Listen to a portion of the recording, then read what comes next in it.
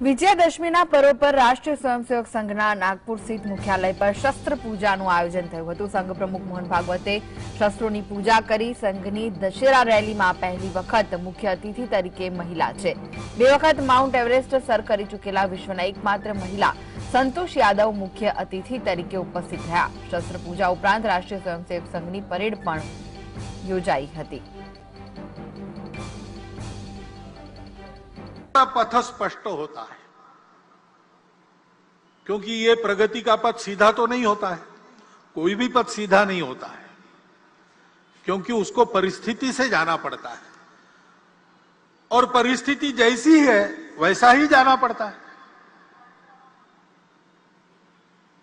यहां से मैं निकलूंगा उत्तर दिशा में जाने के लिए, डॉक्टर हेडगेवार भवन कार्यक्रम के बाद मुझे जाना है, लेकिन मुझे जाना पड़ेगा पहले दक्षिण में, बाद में मैं पश्चिम की ओर मुड़ूंगा और फिर उत्तर की ओर जाऊंगा, क्योंकि रास्ता वैसा है। तो ये लचीलापन तो रखना पड़ता है। मुझे उत्तर में जाना है, बीच में पहाड़ हो, खाई हो, कुछ भी हो, मैं दिशा नहीं बदलूंगा। ऐसा करेंगे तो संकट में पड़ जाएंगे, कदाचित पहुंच नहीं सकेंगे।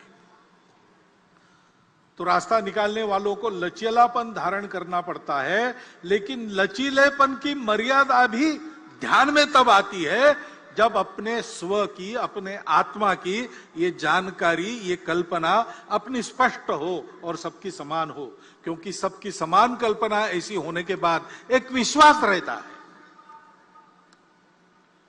उस विश्वास के कारण आपसी समझदारी बनती है, लचीलेपन के कारण अविश्वास नहीं आता है। तो परस्पर समझदारी, विश्वास का भी वातावरण बनता है। और जिनको लचीला होना पड़ता है उनको कितना लचीला होना है और कितना नहीं होना है, पैर कहां पक्के जमाने हैं और शाखा पल्लव कैसे कैसे हवा में मोड़ने हैं, इसकी समझदारी प्राप्त होती है। तो उसके कारण संपूर्ण समाज में एक सहचित्तता का वातावरण बनता है और उस सहचित्तता के कारण प्रगति होती है। प्रत्येक व्यक्ति के और सामूहिक रूप से हमारे समाज के राष्ट्रीय चरित्र का ये महत्व का घटक है, सहचित्तता। इसलिए हमारे संगठन मंत्र में उसको स्थान है। समानो मंत्र समिति समानी, समानम मनः सहचित्तमेषाम,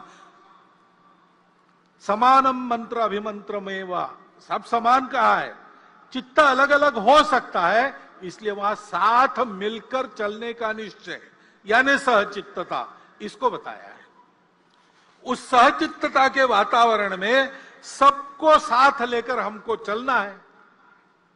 और जैसा मैंने कहा, चलना है तो चलते समय कठिनाई आती है, बाधाएं आती है। दो प्रकार की बातों से साधारणतः सावधान रहना पड़ता है। पहली बाधा तो हम खुद रहते हैं, गतानुगतिकता स्वभाव की वो बाधा उत्पन्न करती है। रूढ़ि प्रियता के कारण वो बाधा आती है। समय बदलता है, समय के साथ बहुत कुछ बदलता है। समय के साथ मनुष्य का ज्ञान भी बढ़ता है और अज्ञान के कारण कुछ बातों की समझ जो थी वो समाप्त होती है, उसके जगह दूसरी नई समझ आती है। उसके अनुसार चलना पड़ता है, लेकिन रूढ़िबद्धता इस बात को रोकती है। और उसके अनुसार चलना तो है, लेकिन बदलकर चलने के चक्कर में बहुत कुछ पहले अनुभव से जो चलते आ रहा है उसमें जो शाश्वत होता है, जैसे हमारी अतिथि महोदया ने बार बार सनातन संस्कृति का उल्लेख किया।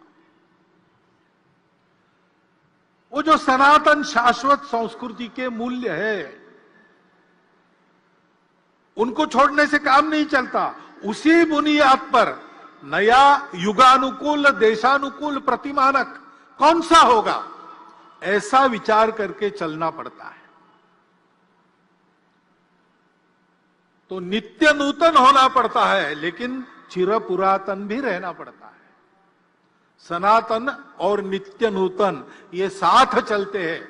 बिना सनातन के नित्य नूतनता भटका देती है, कटी पतंग हो जाती है।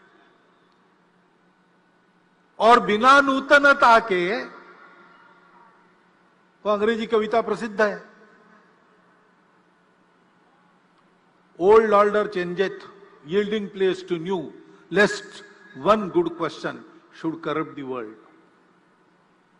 परिवर्तन ये दुनिया का नियम है, उसके साथ चलना पड़ता है, लेकिन उसके साथ चलते चलते भटक न जाए, इसलिए सनातन पर पैर पक्के रखने पड़ते हैं। ये करने से मन की गतानुगतिकता हमको रोकती है, हमको उससे बाहर आकर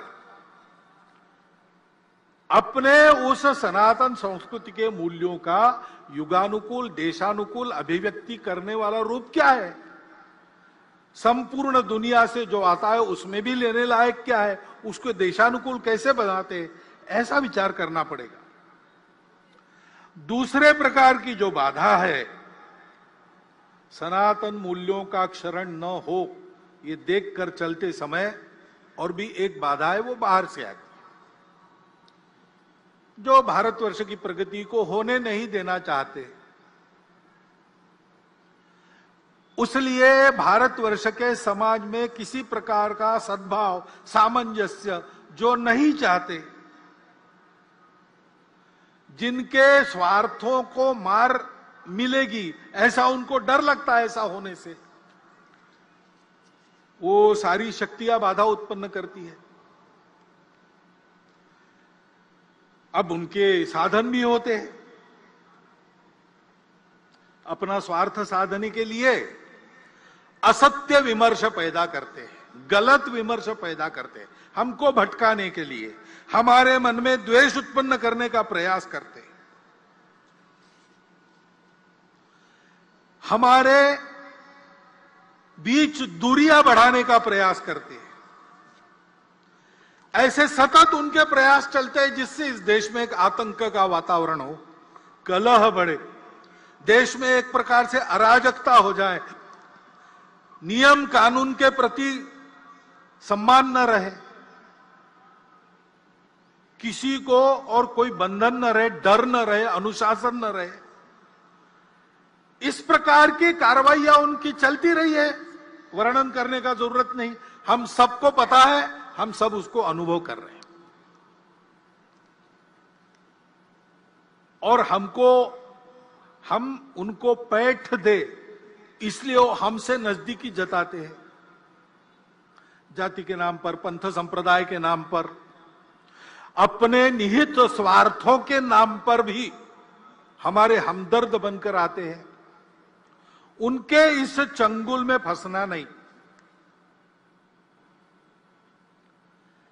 राष्ट्र विरोधी ऐसी बातों का निर्भयतापूर्वक और निर्मोही होकर अपने पराये का विचार न करते हुए हमको निषेध ही करना पड़ेगा, प्रतिकार भी करना पड़ेगा। शासन प्रशासन इनको नियंत्रित या निर्मूल करने का जो प्रयास करता है उसमें उनके सहयोगी बनना पड़ेगा। ये कार्रवाइयां चल रही है,